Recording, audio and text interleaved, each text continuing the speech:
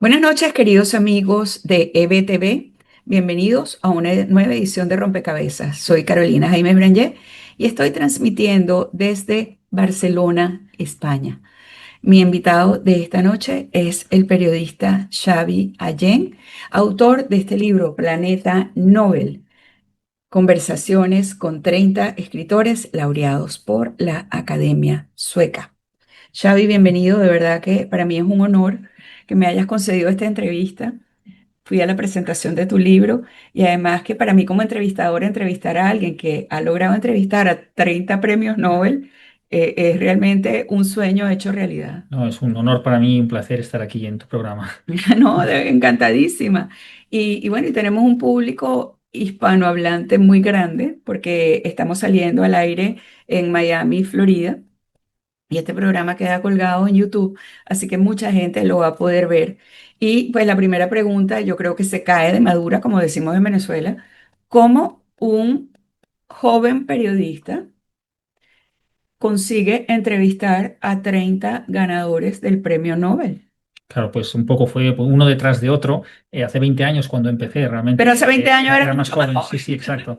Entonces, el primero tuve la suerte de que fue el japonés Kenzaburo Oe, que nos recibió en su casa en Tokio y fue muy hospitalario. Estuvimos con él todo el día, comimos, cenamos, conocimos a su familia, a su mujer, a su hijo, y entonces quedó tan satisfecho que se ofreció a enviar emails recomendando a los otros Nobel que nos recibieran, ¿no? Y, por ejemplo, delante nuestro envió un mensaje a Günter Grass, ¿no? Diciendo, "Ah, te van a llamar Un unos personaje, un chicos, claro, Gracie. claro. Entonces, pues yendo recomendado por otro Nobel, pues también empezó la cosa más Pero fácil. o es una persona que tiene que ser un ser humano extraordinario. Sí, era un ser humano extraordinario, nos recibió con su hijo, que es una persona que tuvo un tumor en la cabeza cuando nació y que los médicos le dijeron a su padre que lo internara, que no podía hacer una vida familiar, y él se opuso radicalmente a esa opinión de los médicos. Creyó que donde podía estar mejor era en su casa, con su familia, y él se consagró a ello, aparte de su obra literaria, se consagró a su hijo. De hecho, dice que escribía para su hijo y efectivamente pues demostró que tenía razón, ¿no? Que al final pues el hijo de Kenzaburo tuvo un desarrollo feliz, bueno, llegó a ser compositor musical, ¿no? De hecho allá nos tocó al piano una de sus Y les canciones, habló en ¿no? español, que Nos habían habló en dicho que no iba a español, hablar claro. nunca. Exacto. Y una historia linda que tú cuentas aquí en el libro es que el niño empezó hablando con los pájaros. Exacto. Creyeron que no tendría jamás la capacidad de hablar, excepto su padre, que pensaba que sí, ¿no? Y efectivamente, Bueno, pues eso. fíjate que tuvo razón, ¿no? Bueno, yo me imagino que de todas estas experiencias de haber entrevistado gente tan famosa, gente que son como unos monstruos sagrados para quienes nos gusta leer, eh, pues has aprendido muchas cosas, pero también has aprendido muchas cosas sobre la naturaleza humana. ¿Cuál ha sido la mayor lección para ti, Xavi, como entrevistador? O sea, ¿qué es lo que más, cuál es la lección más grande que te ha dejado haber entrevistado todos estos premios Nobel de literatura?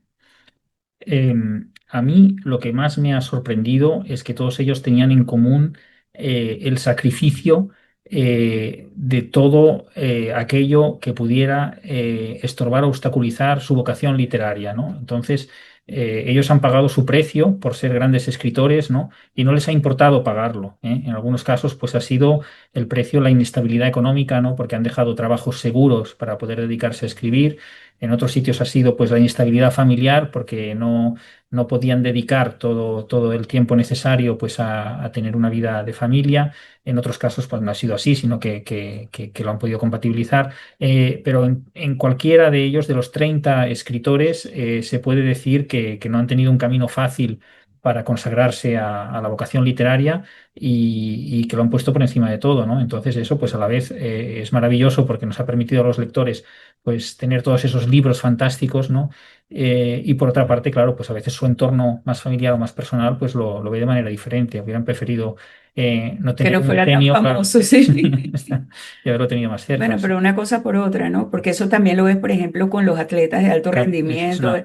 sea, que el sacrificio es enorme si quieres llegar a la cúspide. Exacto. Pero para mí el denominador común de todas estas historias que leí es el sufrimiento.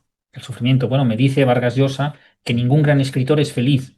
Dice que, por ejemplo, Cortázar, decía Vargas Llosa, que cuando alcanzó la felicidad con una pareja estable, muñeca feliz, que hacían viajes y que se lo pasaban muy bien, dice Vargas Llosa que ahí es cuando los libros de Cortázar empiezan a ser malos, ¿no?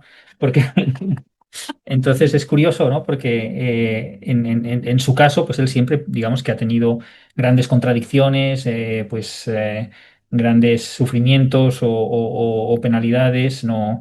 De un tipo o de otro, ¿no? Y eso cree que era la energía que alimentaba su literatura, ¿no?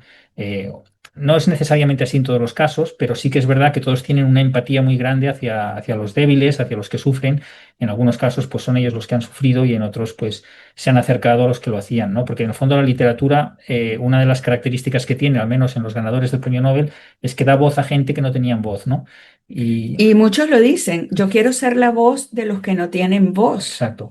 Me gustaría que me contara la experiencia que tuviste con Annie Ernaux aquí en Barcelona, que quiso reunirse con las prostitutas. Sí, sí. Bueno, Annie Ernaux, de todos los Nobeles, y yo creo que incluso de los no Nobeles, tiene una característica fundamental, que es que todos sus libros son una parte de su vida, pero una parte de su vida, Y la protagonista es ella. exacto, y es 100% no ficción. Se puede cambiar algún nombre para ser discreta, pero todo lo que cuenta es lo que le ha sucedido a ella, ¿no? Y a veces tarda mucho en asimilar lo que le pasa, porque puede tardar 20 años en escribir sobre un episodio que le ha pasado, otras veces lo hace al momento, pero todos los libros son su vida, ¿no? Y esa catedral enorme que construye toda su obra literaria es la vida de una única persona, pero que tiene un valor universal y que nos habla a todos. Entonces, ella es súper curiosa.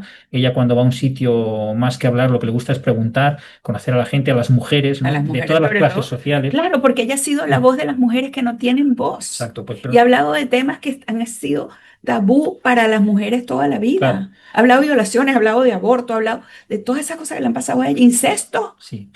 Entonces, claro, fíjate, lo maravilloso de ella es que es capaz de moverse en los ambientes de la alta burguesía de París, que entre las altas burguesías del mundo, pues yo creo que la más sofisticada, pues seguramente es la francesa, y se ha movido en esos ambientes y ha sabido reflejar la angustia y los sufrimientos de esas mujeres, y a la vez, pues lo que tú contabas, cuando vino aquí a Barcelona, quiso ir al barrio del Raval, Ujú. quiso ir a una calle marginal que estaba llena de prostitutas callejeras, con las que se puso a hablar y les quiso preguntar y quiso saber cómo eran sus vidas. Y era, pues, ya era una señora mayor, Annie Ernaux, y estaba ya hablando con las prostitutas del Sí. barrio más marginal de la ciudad, porque quería saber cómo vivían y qué es lo que les movía y qué esperanzas tenían y qué es lo que estaban sufriendo, ¿no? Entonces, para mí eso es un ejemplo. Ella, todo ese material que podría hacer, por ejemplo, un gran periodismo, no, lo utiliza para hacer literatura, pero literatura autobiográfica, Autobiográfica, no solo de ella, exacto. sino de toda la generación de sus contemporáneos, ¿no? Sí. Vamos a hacer una pausa. Ya venimos con Xavi Allen.